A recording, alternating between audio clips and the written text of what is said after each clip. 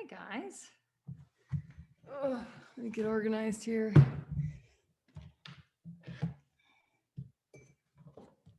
All right, welcome you all. Holy cow, we had lots of people sign up for this, and I'm excited how many people want to learn more about themselves and learn more about Ayurveda. Let's see, Alex, I am going to co-host you.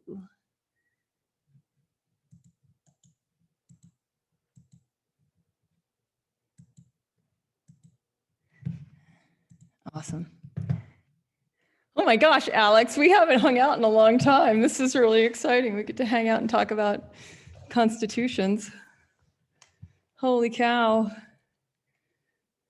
Yeah. Hello, everybody. All right, we'll get going in just a minute here. It usually takes people a minute to arrive. So I would love to see in the chat, what is your, so we're talking about constitutions today. So it's a what is your constitution, or go deeper into your constitution. I brought my trusty pad to draw pictures on as we talk. I'm really into visual learning. And before I introduce me and Alex and the whole thing that we're doing here today, I would just love to know in the chat, like, what is your interest in Ayurveda particularly? We have 4 of these master classes, and I'll do a quick overview on all the different topics, but I would just love to hear, like, what are people drawn into Ayurveda, looking for? Like, what are you looking for from Ayurveda, or what are you looking for next? For those of you who have been, like many of us here, on the Ayurveda path for a while, some of us for decades. So that just really kind of helps us orient the conversation to you today. All right, and we're still coming in, it looks like. Okay, so cool. So people just wanting to learn more, people from yoga and love Ayurveda, better living, aging with grace. These are great reasons, really great reasons to study Ayurveda. For stability, integrity, reducing inflammation. Boy, I have a lot to say about that. Learning balance, understanding yourself, good, self-care, the principles of balance. Okay, awesome. Yeah, and Erica, I'm glad you said you have no idea. It just feels like I'm drawn to finding out. That's awesome. Right. I kind of felt like in the beginning with me and Ayurveda, it was a little bit of like a magnetic draw into wanting to know more. When I was interviewing Prashanti Jajagar in the Ayurveda Summit years ago, this was, I don't know, 6 years ago. And he said it so well. He's like, some people are just smitten by Ayurveda. It's almost like you just have to know more or learn more. And the little that you might know makes you want to learn more. And then the more you know makes you want to learn more. And even for experts, it can be very much a lifelong passage. Okay, awesome. So I'm gonna introduce the series, and I'm gonna introduce my co-host today, Alex. I'm just going to screen share for a hot minute and go into just what we're doing in this series. We teach a Living Ayurveda course here at Yoga Healer since 2007.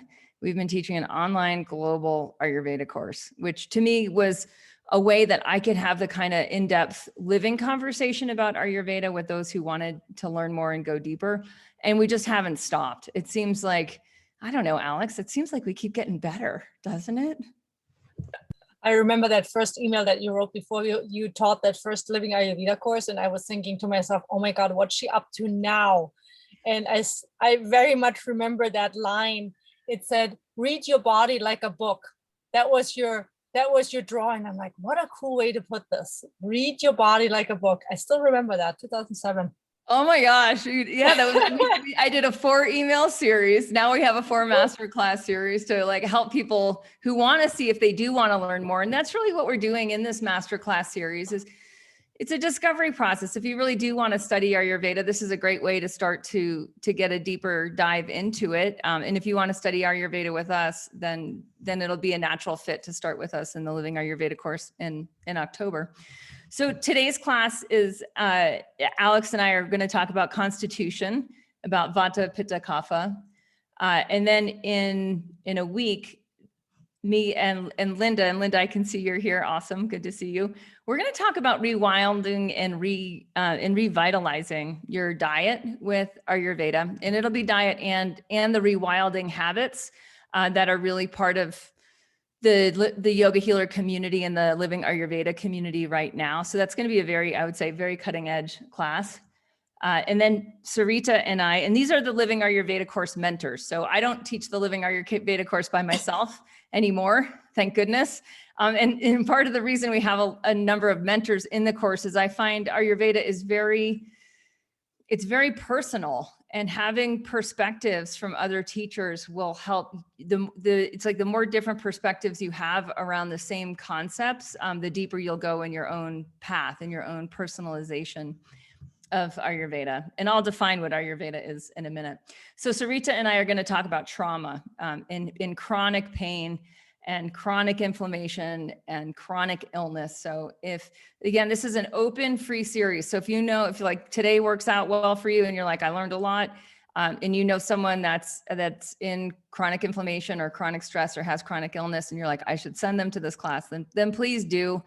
We're all in this together for a healthier world. And then Robert and I are going to be talking about Dharma, which is life purpose and designing your life, relationships and spiritual growth, which like, I know, Robert, we only have like an hour and 15 minutes to do that. And it's quite ambitious, but we'll do our best. I've written a book on Dharma called Master of You. And I know we'll be able to get through a lot. For those who don't know me, I've been doing the same thing for a really long time.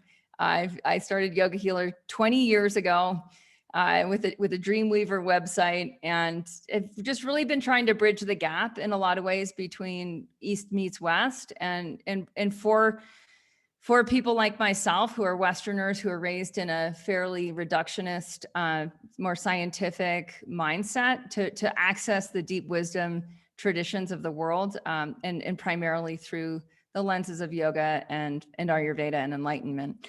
And so with that, I've created a number of curriculums. I've written a number of books, and we coach. Like that's what we do here, is we coach people to results. We're very much a results-driven organization here at Yoga Healer. We want people to thrive in their bodies and in their lives in real time. All right. Now, Alex, introducing Alex, this is going to be kind of fun. Let's see. How do we spotlight both of us? Let me do that. Okay, there we go. So Alex and I, we've known each other since we shouldn't even get back into our whole history together, but we met at a wellness, what was it? It was like the Sun Valley Wellness Festival. 2000, and I want to say 4 is what I want to say. 2004. Yeah, so we've been buddies for a long time. Alex is also taught at the California College of Ayurveda.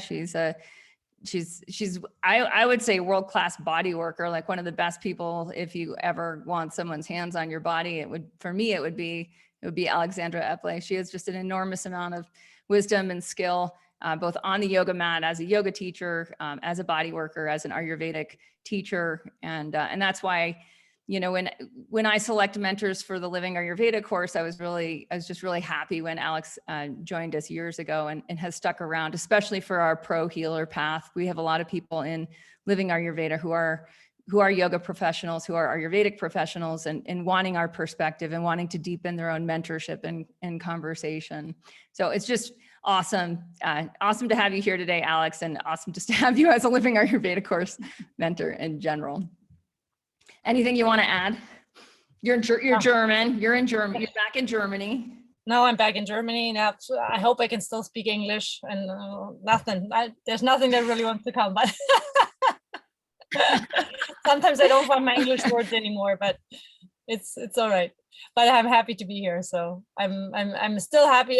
And to your question of because you said we keep getting better, I want to say we keep evolving and being on the edge of what's needed today. You know, it's always changing every year. And I find that the way you lay out the course, you always have in mind what's up right now.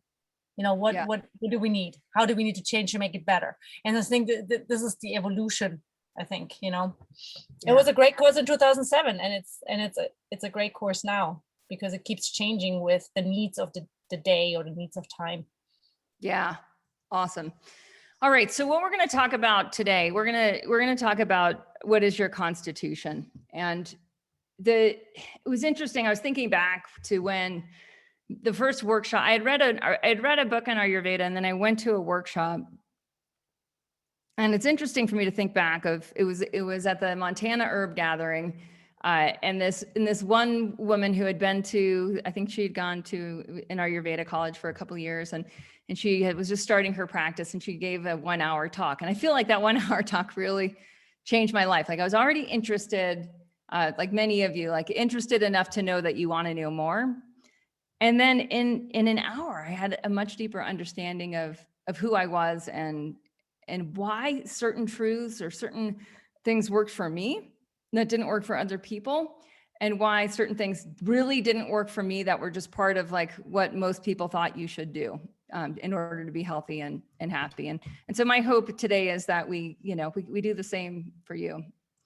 All right, so I'm gonna draw on my pad. I find that visual learning really is much more effective than just talking heads. And so what I want to do is, I don't know. I mean, for me with constitutions, like a lot of people talk about constitutions in terms of these three types. So we have Vata type, which is the light type. It's longer and thinner physically. Mentally, it's much more agile. It's very spontaneous. More sporadic. We have the Pitta energy, which is fire, and this fire energy is much more focused, it's much more driven. In the body, it's more mesomorphic. And I'm going to keep saying the same things again and again. So don't worry if you don't catch it the first time. I find circular teaching is quite effective. And the thing about Pitta is that there's a level of potency and intensity where the energy is more, it's more directed than in Vata, where the energy is a little bit more free. It's a little more unleashed. And the energy in Kapha is the energy that stores. It's the energy that coheses or brings things together. So people that have more of a Kapha constitution in their physically will tend towards a body that's more dense, like stronger bones, more musculature, just more of a dense constitution. And emotionally will have a lot more stability, but can tend towards complacency, can tend to get stuck, get kind of stuck because of that tendency of cohesion. Now, one of the big problems today with constitution is that we're living in a culture of where basically most people are overweight statistically. And so what happens is that the weight gets layered on to these constitutions, which makes it harder to understand what it is. But I just want to really from the get-go here say, like, if you are a bigger person, you might be a Vata, you might still be Vata, but have excess weight. Or you might be Pitta and have excess weight. Or you might be Kapha and have excess weight. But the weight is not the same as the constitution. And I kind of feel like saying, repeat after me. Weight is not the same as constitution. Because I know for a lot of people coming in, they're like, oh, I'm a bigger person.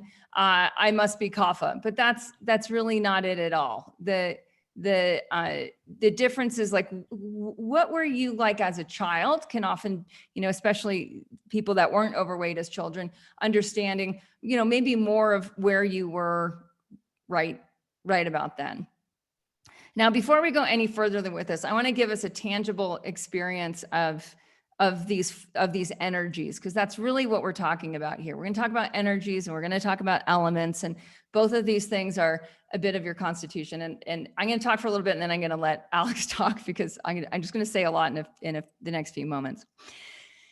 So What I want you to do is actually notice these as energies. And what I'm going to have you do is just take your hand in front of your mouth and blow on your hand. Just exhale onto your hand. So that wind that you feel coming out of your mouth, that's Vata. That's the wind. That's the lightness. Now, the warmth, you feel the warmth coming out of like the inside is a little warmer than the outside, unless maybe you're in like Phoenix right now. That warmth, that's Pitta. And that moisture, you feel the moisture that's coming out of your lungs and out of your mouth, which are moist environments. Your body's a moist of water laden environment. That's Kapha. So in the simplest way, that's how to understand that these are forces. They're part of every cell of your body. They're part of your body, and we have them in different proportions. So some people have more of that water element, more of that cohesion, more of that moisture. And you can tell like, oh yeah, the moisture, that's more dense. Water weighs more than air. And so when you're feeling that Kapha, it's like, okay, that's that moisture. So people have more moisture in their body, that moisture coheses and it gathers energy. And that's why I have that word down there, stores, that Kapha stores energy. So under stress, a Kapha type person is not going to lose weight. Their body's going to hold on for dear life, and they're going to hold on and store. Does anyone here gain weight under stress? Like times get hard and you're like, yep, I'm going to put on some pounds. Like that's a sign of Kapha. Whereas Vata, it moves energy, but it also disperses energy. So rather than collecting energy, it lets energy go. It constantly moves energy. So if anyone loses weight under stress, that's a sign that you have more Vata in your constitution, right? Where the energy is just going to move apart. It's going to disperse rather than gather. That's what think of like the wind moving through a pile of leaves and it blows the leaves all over the place. That's dispersion. And that's where when a Vata type under overwhelm will generally become more scattered, will become more fragile, emotionally fragile, have a harder time dealing with stress. Now, a Pitta type will tend not to really gain or lose weight under stress. They might do a little, a little on one side or a little on the other.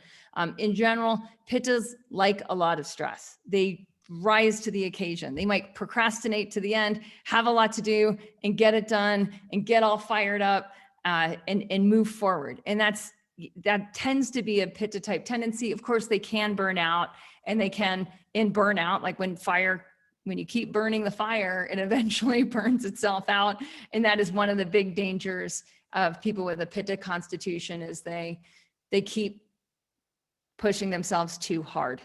And they'll do that in a way that the other constitutions will tend not to do as much. All right, Alex, anything to add?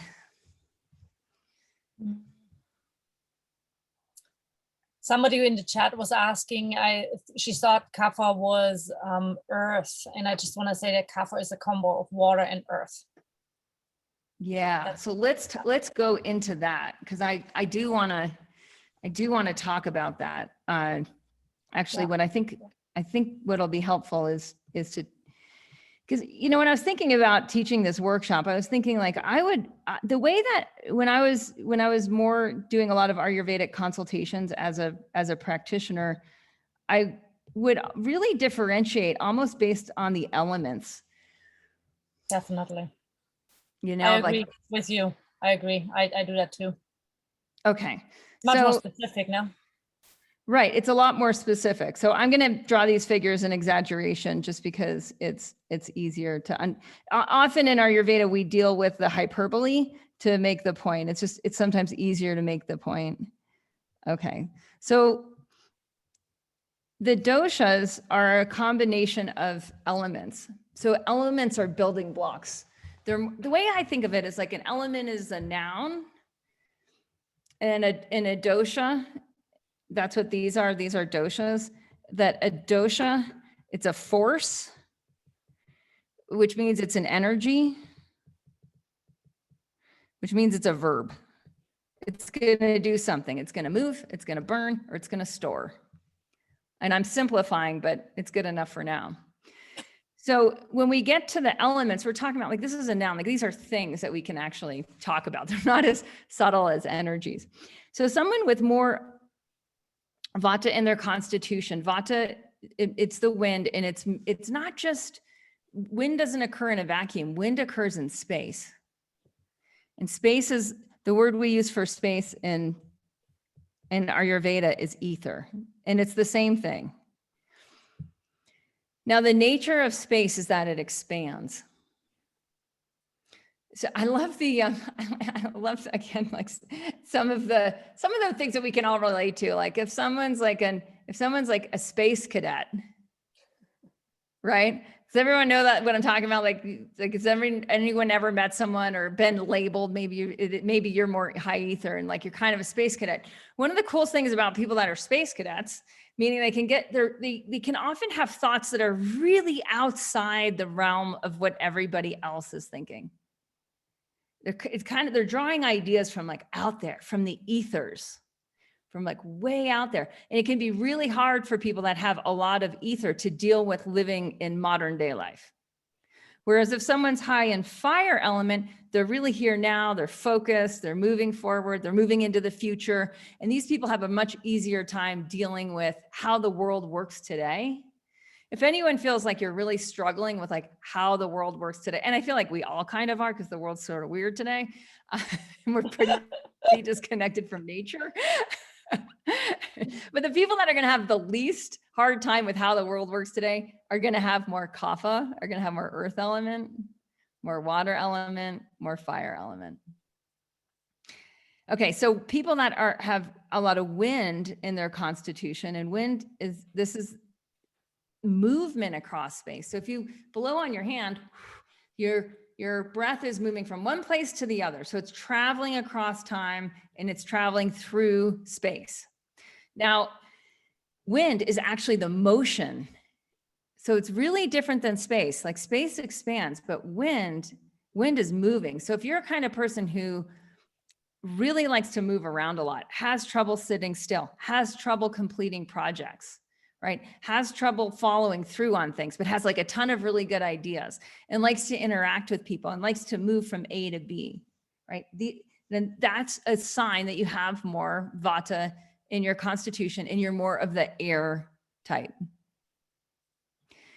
So some of the issues with people that have more either ether or wind in their constitution, and again, here we're talking about Vata body types, is that because there's so much space and there's so much air, both of these have an attribute that is cold and dry because the wind dries things out, and it's mobile because it's moving and it's expansive.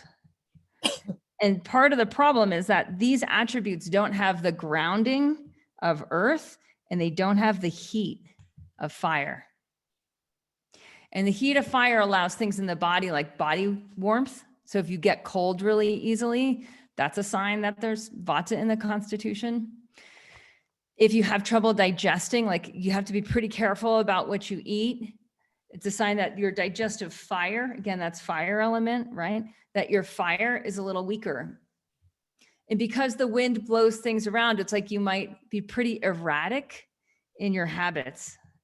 And that lack of stability, which is part of the mobile quality, that erraticness is what can make it really hard to find balance, to like get in good habits with going to sleep at the same time and have good habits around eating food around the same time, or even following through on the things that you're trying to do consistently. And that's one of the biggest struggles of people that have a lot of Vata. And so a lot of what people learn in understanding more about their constitution is they start to learn how to balance themselves, like how to counteract some of their innate tendencies. And because the elements have qualities, and again, these are the qualities, these are the adjectives that describe the nouns. Those qualities, what happens is they can accumulate over time. And so for someone that has a lot of Vata and isn't counterbalancing for these qualities, is what can happen is they can feel very unstable. They can feel like really unstabilized in the world today, like just hard to be consistent, moving to a goal, making things happen, feeling grounded or feeling rooted, feeling connected, feeling attached. It can be quickly, they might pivot through relationships much more quickly and have a hard time developing the kind of stability that would enable them to feel that sort of warmth of relationship and the groundedness of long-term connections. Anything to add, Alex, to air, ether, Vata? Yeah, I'm watching the chat a little bit. So I think Corin is asking, how does aging affect doshas? And I think that is a good one to plug in here too, because the older you get, the more Vata rises in your body. And Vata also has that idea of destruction. Vata destroys things because it's so mobile. It moves things constantly because there's so much expansion, so much movement, you know, that Vata breaks things down. And so the older you get, and there was another question in the chat that relates to it. There was someone asked, I can't remember who it was. I'm trying to make friends with my Kapha. I'm trying to embrace my Kapha-ness, something like that. No, you will embrace it the older you get. Because past 35, Vata starts to rise, and it keeps rising until you die.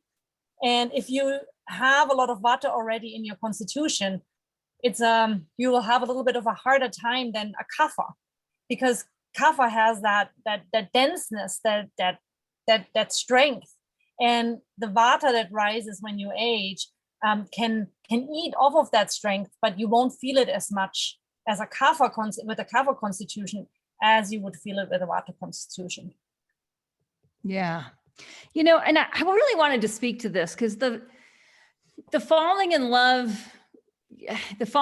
with yourself. I think it was Gurdjieff, the philosopher, who said, like, live as if everyone around you, including yourself, is going to die, right? Like you get about 100 years here. The gift of your constitution, like the gift of whatever configuration of the elements that you have, is going to naturally move through these phases to death. So let's not ignore that we don't get out of here. We don't get out of here alive. And that the physiology that you've been gifted with is your asset. Now, I think a lot of, what happens too in modern cultures, it's like there's certain body types that are popular in the media during certain phases of, if we look at a long-term history, like during different phases of culture. So right now we're in a culture that thinks that like tall and skinny is the best, right? Rather than a dense, more stocky build. And we move through everyone moves through all phases of life: the Kapha childhood phase, the Pitta adulthood phase, the Vata end of life phase. We all move through all phases. Now, what have you got? Like, what do you get to do this 100 years with? Move in. And that's really my message, is like, own it, sister, own it, brother. Like, whatever you've got, you want to be fully embodied in the natural assets of your constitution. And when you're in that, there's less of this preference to be someone that you're not. And if Ayurveda teaches anything, it teaches this concept, the core concept, regardless of your constitution, is svastha. And that means to be, sva is self, and this means to be seated in yourself. So what you want to do is move fully into your constitution. A lot of things we're going to talk about today, you're like, I'm in multiple categories. I have multiple elements. And that's true. You have all 5 elements. You have all 3 doshas. You have some more than others. Now, one of the main distinctions that you want to make is that what is some of the qualities that show up in your mind or your personality. I'll tie those 2 things together, your mind and personality. And what are some of the qualities that show up in your body? So for instance, like my body is a little bit more kapha than the other doshas. It's a little bit more stable. It tends towards density, and elementally, it has more earth than water. So earth is the density, it's the stability, it's the rock solidness. My husband's also Kapha. My kid has a lot of Kapha, and we're like dense. Like you try to like pick any of us up and they're like, oh, heavier than I thought, right? If you've ever picked up a kid and you're like, oh, that kid's heavier than I thought. That's Kapha. That's that weightiness of earth. Water element is also heavy, but it's squishier. It's softer. So I just want to go through, I know I'm jumping around a bit, but some of the qualities of water is that it's soft. It's obviously wet, so it's got a fluidity to it. And some of you that have more of a, even in your personality, have a softer personality. There's a sweetness that comes with water. People usually like to hang out with people that have more kapha because they naturally cohese. Their energy gathers. So it gathers other people to them. Like if there's someone you're like, I just like to have them around, like I'm going to invite them to the party or invite them on the trip because they kind of equalize everybody else's energies out. That's kapha. That's the natural cohesive, sweet softness of kapha that's coming from the water element. Personality wise, people that have more earth element, they're very stable. They can become very attached, like they're very much in the real world right now, in day-to-day life, as it's showing up right now. They don't live as much in the future. If they're not in the present, they're going to orient more towards the past because they accumulate. So the accumulation of memory, the accumulation of possessions. If you're someone who you like to have the fridge full, you like to have a lot of comfy pillows on the couch. Like you like the closet to be full. You like a lot of stuff around. That's a natural kapha type tendency that we like to gather and to store. And in the personality, the stability can be really great for someone who's super reliable, right? Someone who's going to follow through. They're not going to forget things like a Vata type will, but they're also not going to come up with the next innovative idea like the Vata type will. Personality in terms of fire element in the mind with Pitta.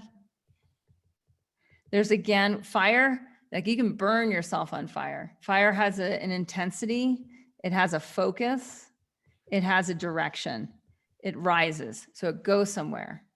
Vata has many directions. It can go in any which way. It can pivot on a dime, whereas fire just rises. Water will take the path of least resistance. So it's directional, but it's only directional with gravity. Earth doesn't really go anywhere, right? Earth really has to tend with gravity. It's like, it can't flow like water. So that fluidity that's part of water isn't there with people that have more of the earth element and kapha. And so it's easier for a kapha type to get stuck. A kapha type can get stuck in a habit pattern. They can get stuck in a relationship. They can get stuck in a living environment, like living in the same place for too long, even though they don't want to live there, because it's hard to flow. It's hard to move. It's hard to pivot. It's hard to shift. It's hard to shape shift. It's hard to make new friends, right? And that's part of the, again, there's trade-offs. No one gets a free ride here. Like there's trade-offs with all the different types, and knowing what you are and knowing your Achilles heel. That's really, to me, what knowing your constitution is all about. So again, in the mind, Pitta has focus, it has intensity, it has heat. And so it can burn other people. If you've ever been burned by someone, chances are that person had a lot of Pitta. It has that drive. It also has an interesting quality of oiliness. So it can be kind of, in the personality, it can be slick. Like think of like a slick salesperson. Like that sort of slickness, that slyness, that's part of the attribute of more of Pitta. All right, where are we at, Alex? Go back to Swasta. Before the call, Kate asked me about why do you think people or course members, or in general, what have I noticed about why do they want to know their dosha? What's the benefit of it? And as I thought about it this afternoon, I was like, I think it's really about getting to know yourself. That's really what I'm getting from the course members. Yeah. The longer they stick around, because now there's some people who have come back, and some people are new, some people are coming back and whatnot. But overall, over the years, I've noticed that there's this deep dropping into the self that comes from knowing your dosha and really observing it and there's just something about understanding it here, but then over time, oh, I understand I'm a Vata and this and that. And then you do things and it's like, oh, I really understand I'm Vata. Oh, and then the year after that, oh, I really understand I'm Vata. Oh, now I'm starting to feel that I'm Vata. And it's really dropping into the body. And I've noticed that over time, the quality of conversation also changes because people are keep dropping in and really know themselves. Yeah.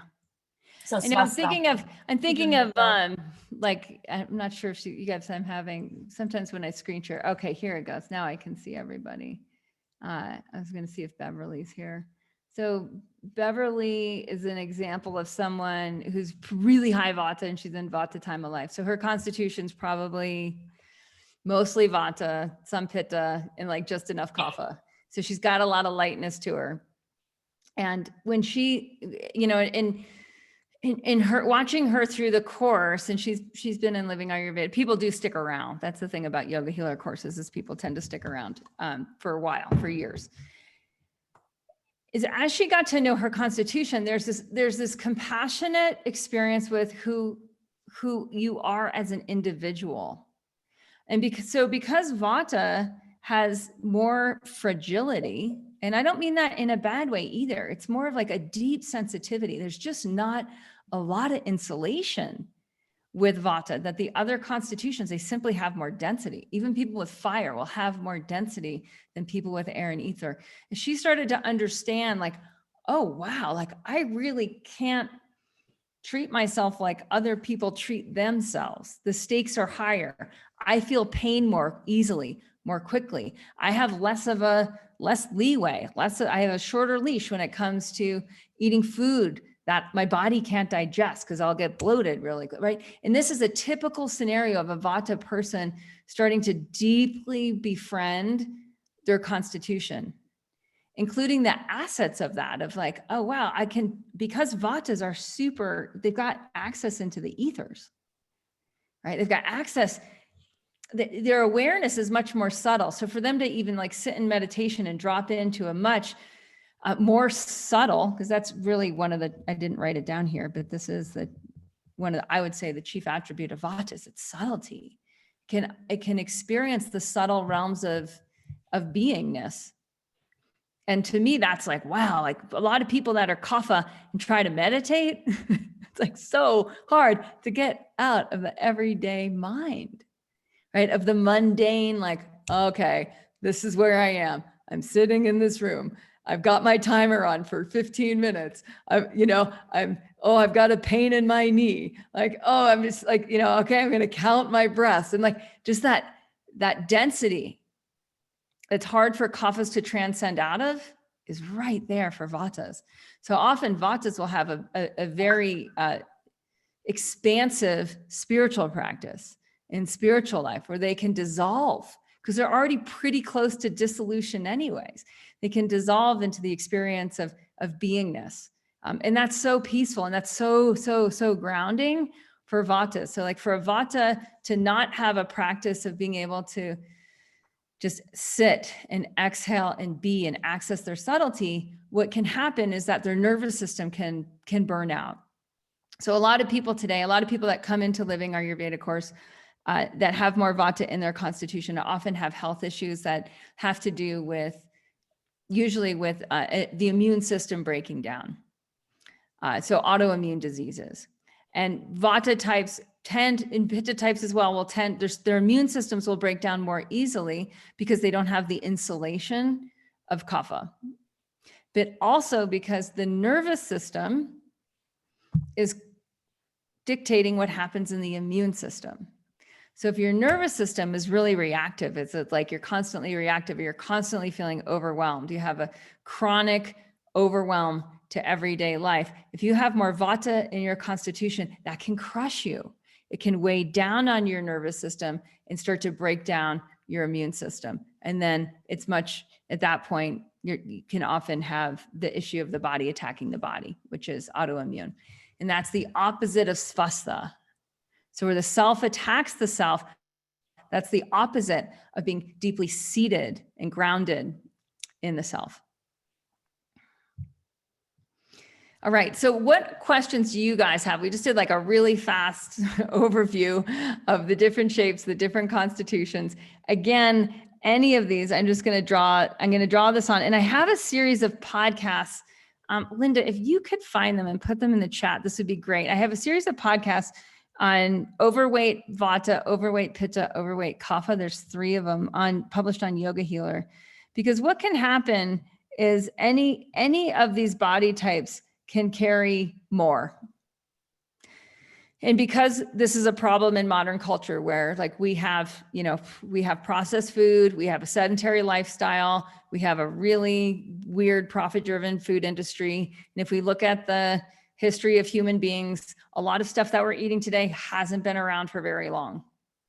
Sugar in the quantity that we're eating it, salt in the quantity that we're eating it, processed foods, fake foods, chemical laden foods, and our physiologies don't know how to process it. And this can add a layer, which can make it much more confusing to understand, like, who am I under this?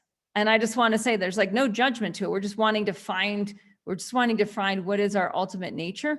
And the more we understand our constitution, it'll help us actually be able to balance our weight. So I just want to talk about this briefly.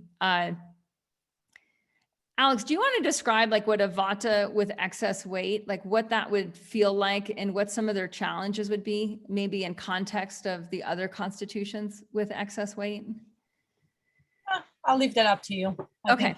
Yeah, I'll go for it. Yeah, and you can just add in. So because Vata has a hard time digesting and has a hard time eliminating. So people with a Vata constitution will usually they'll be more sensitive.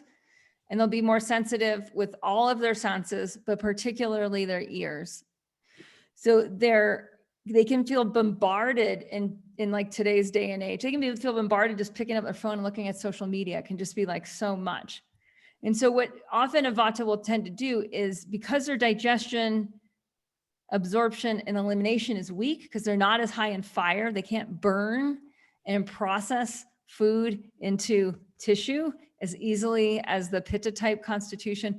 What can happen is their body can start to store undigested food pretty easily, and it can weigh them down.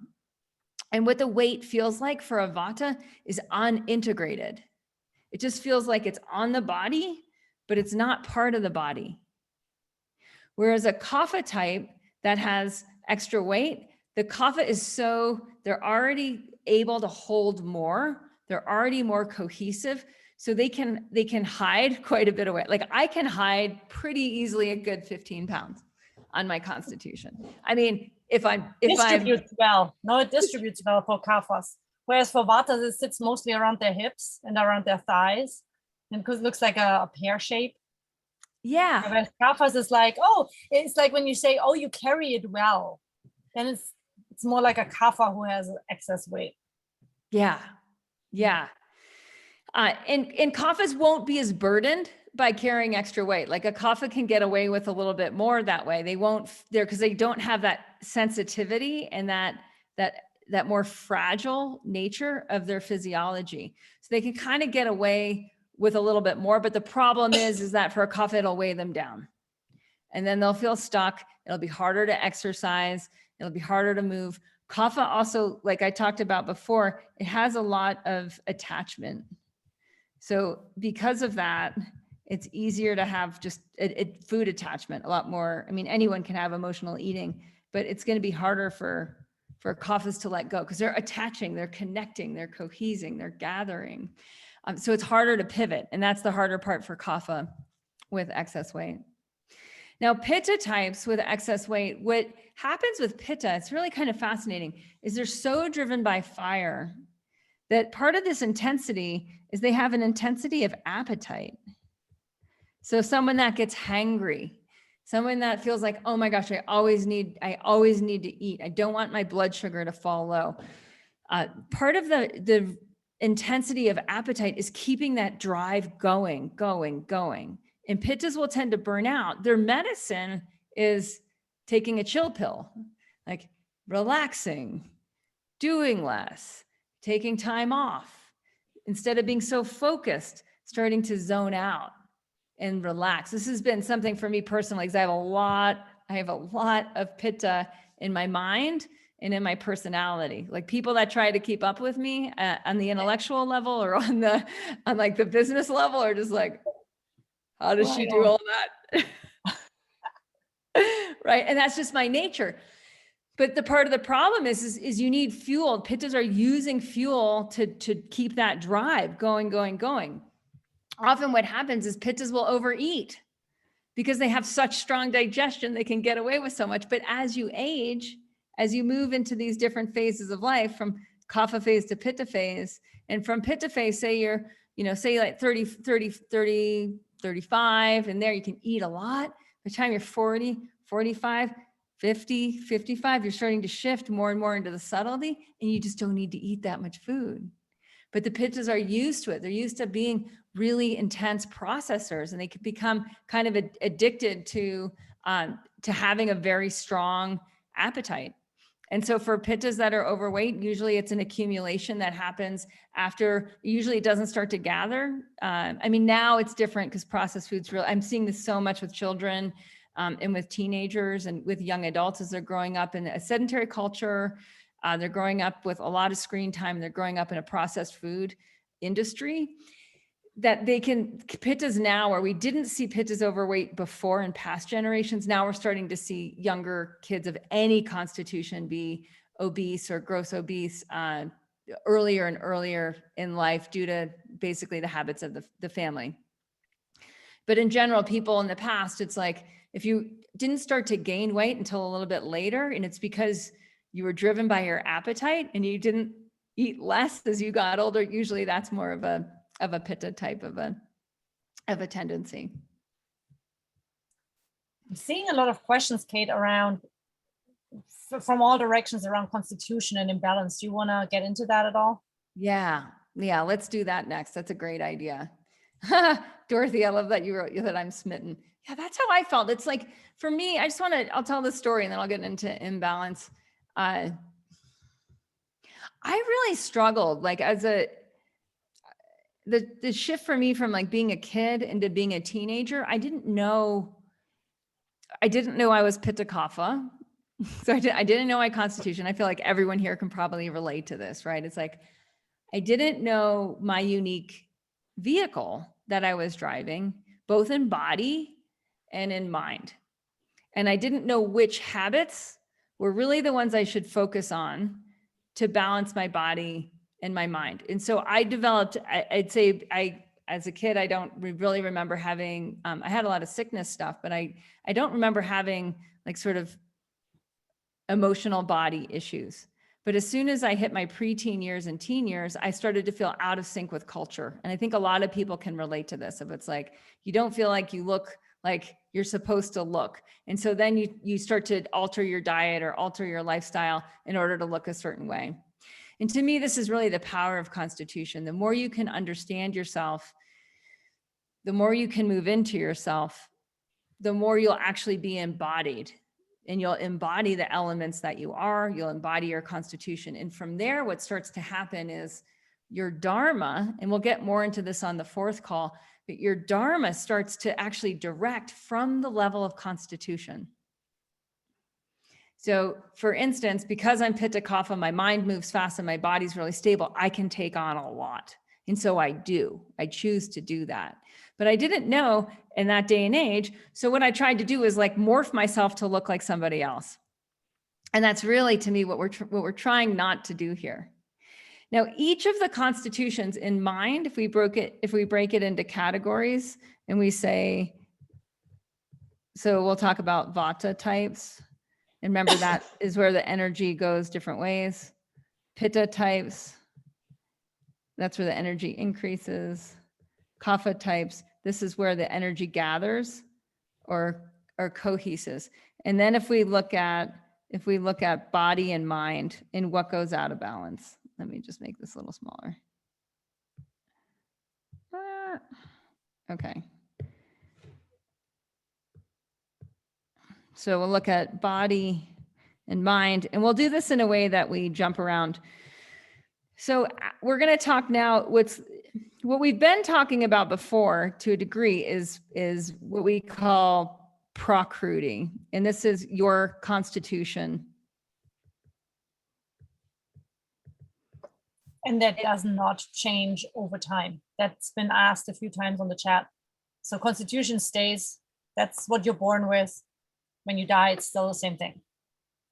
Same. Now, Vikrudi this is the nature of imbalance.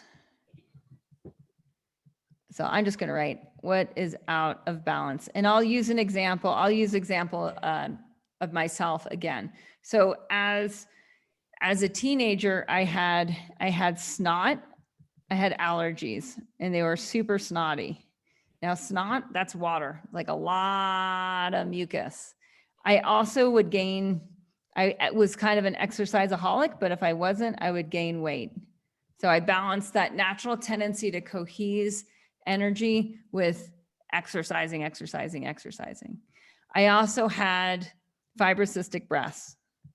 And that's where like the breasts get they get kind of junky, right? Where it's like, it's not a smooth, clean energy in the breasts. With PMS, I would just get a lot of swelling. So my breasts would double or triple in size between the day after my period stopped and 2.5, 3 weeks later. That's fibrocystic breasts. It's all really common. I would gain the type of weight I would gain. It would just like, it would come and it would go. So it was more of that watery nature. Those are all imbalances in Kapha. Now, lucky me, because I had so much Pitta in the mind, I also had migraines. And this can come from excess focus, excess drive, like go, and not learning how to diffuse my focus, not learning how to do nothing, how to rejuvenate, how to just lay on the grass and watch the clouds go by and not worry about things.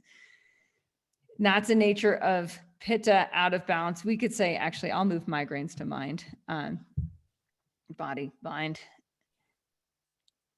If we look at imbalances, typical imbalances with Vata types in the mind will tend to experience overwhelm.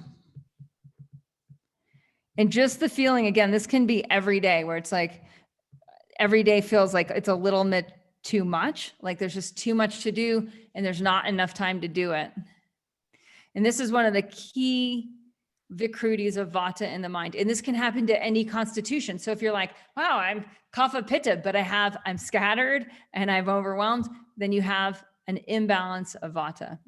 And again, this is why, like with Ayurveda, it's like you first start learning about it and it seems simple. And then the more you learn about it, it takes on a complexity. And then the more you learn, that complexity gets integrated and it's simple again. But right now it might get a little complex. So right now we could say that because of the nature of modern life, even if we look at like the number of images someone sees a day compared to human history, and even if we just go back 100 years, like think at like even what we're doing right now, like we're learning things, I'm talking fast, I'm showing you all these different slides, you're with all these different people, we're in a virtual environment. This has an ungrounding, it can have an ungrounding effect, especially if you've got to be somewhere right after this and right after that and right after that and right after that. And then you got to feed the kids and then you got to clean up the meal and then you got to put the stuff away and then you got to check your email one last time and then, right? And that is the nature of modern life where we're taking in so much stimulation, so much input. And what happens with Vata is because the energy is already going every which way, right? It can go in any direction. It's just constantly going in too many directions. And then the person doesn't feel the sense of cohesion of Kapha or the rootedness. And this can lead to like a breakdown. I mean, it can lead to anxiety. We had a member in Living Ayurveda a couple of years ago, and she started having, she came into the course because she was having panic attacks. She had had anxiety for a while, And then she started having panic attacks, and she was like, you know, and she went to the doctor, and we all know what happens when you go to the doctor, the panic.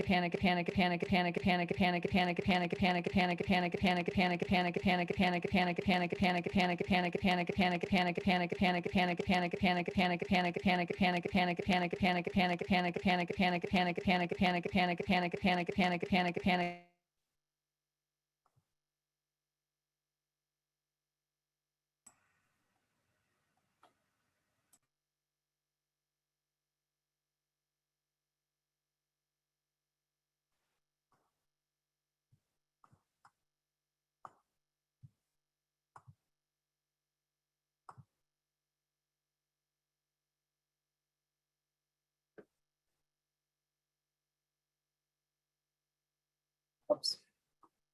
Kate disappeared, didn't she? Can you guys hear me? Okay. She'll be Yeah, right that back. was Yes, we a can hear real- you. a real panic attack, Kate. Yeah. Fit right in there. Panic. Very true. Panic, panic, panic, panic. That's what I heard. Me too. Yeah. Oh, I hope she can come back. She'll be back. I can say a few words that came to mind just to make it very clear. The Vikriti, or the place that we go out of balance. She's panicking still. Oh my goodness. You guys see that too, right? Yeah, it's quite the demonstration. Yes, she's still panicking. Oh, God. Woo.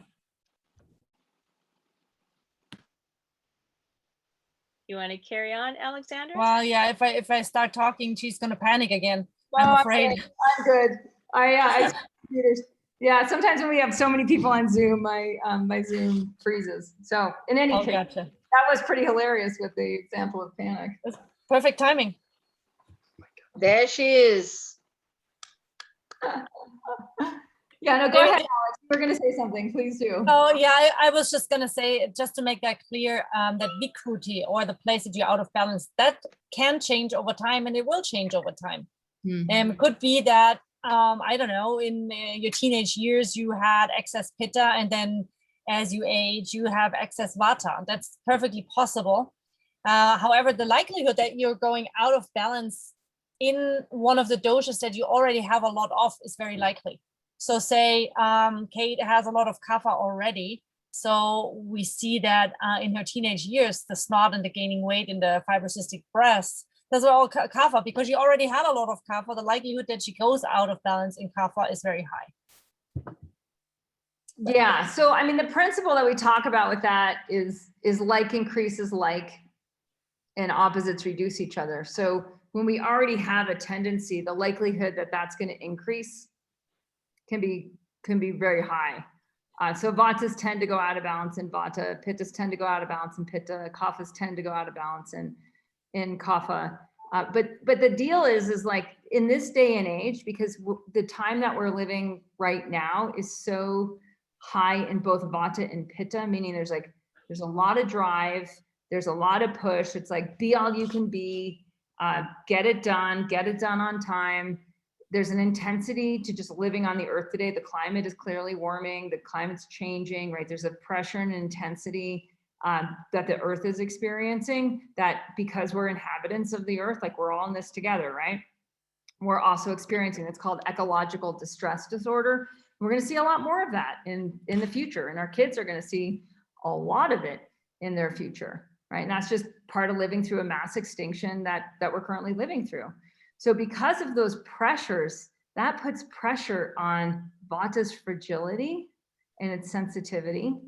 And so those of you who have more Vata sensitivity or Pitta understanding and more of a future orientation, you're going to be much more aware of that than maybe some of the people around you.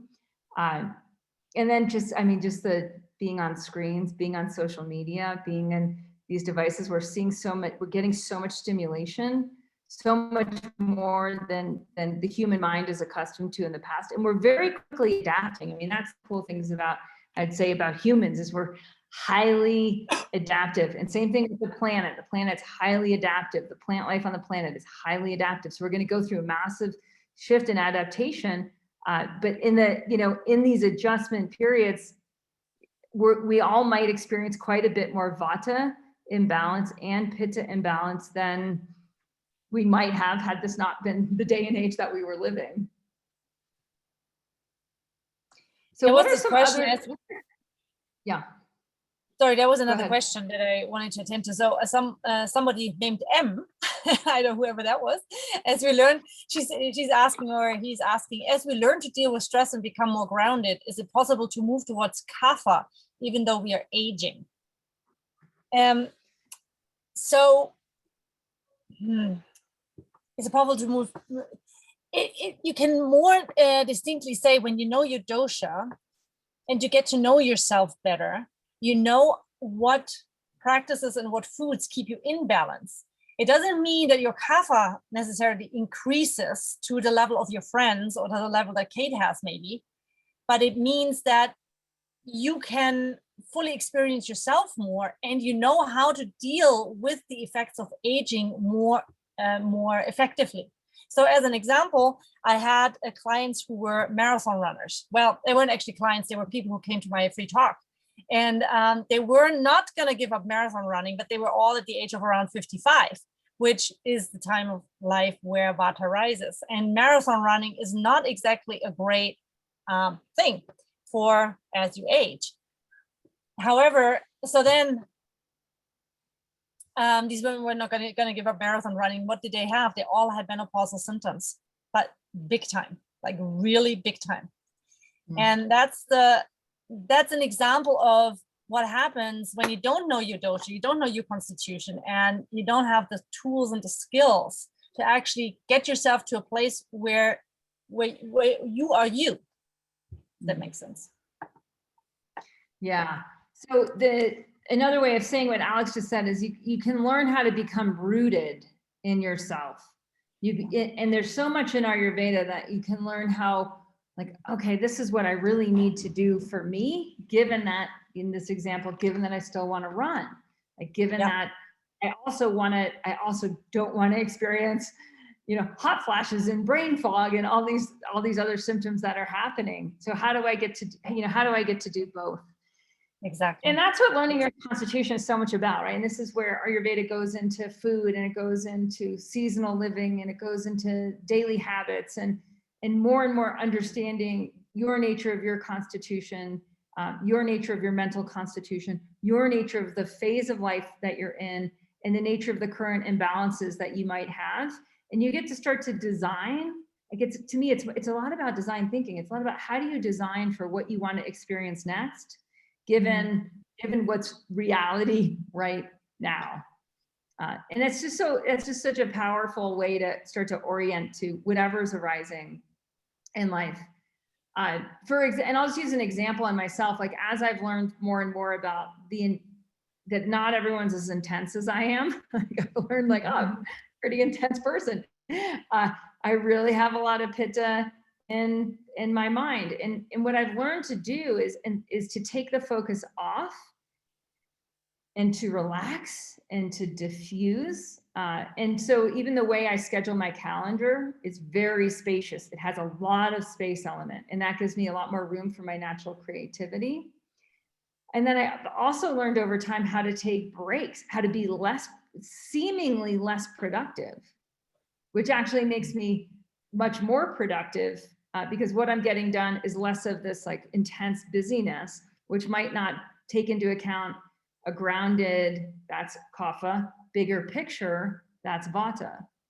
So even like before today's call, I went and we have property that has a creek going through it, and it's freezing cold, snow melt. And I just, I sat in the cold creek with the sun on me and just relaxed and let my mind do nothing. And I often will do this where I won't take in stimulation except for from natural sounds. And that very much balances the pitta part of the mind. And that's sort of it, as you get to know yourself and you get to know more about constitutions and the elements and how the elements are always all around you, you can start to focus on the elements that you need more of directly as medicine. I believe we're going to release a podcast on this, on yoga health coaching in the next week or two. And I think it's called Elements as Medicine, and it's a meditation. It's not really well, it's kind of a meditation, but it's more of like a tuning in. It's more of an inquiry practice and a tuning in. So yeah, if you're interested in that, like that's part of it. That's part of what we really teach in Living Ayurveda, and what we teach in Ayurveda in general. It's like the solutions for balance in general are free. They don't cost you anything. It's just a rearrangement of how you use what's around you, and how you use time, and how you use space, and how you use your focus, and how you use your fluidity, and how you use your groundedness.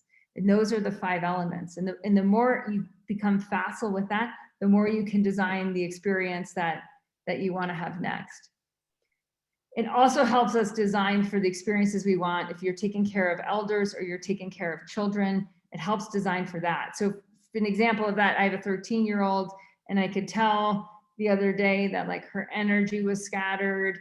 She was going towards a Vata imbalance, which means that, you know, her susceptibility of, she could get sick, she could have an injury, and she's a gymnast, she could get injured more easily. That's what happens when Vata gets scattered, as injuries increased, including things like car accidents. Like anything that scatters your awareness makes you much more fragile in the fast-paced world that we live in today.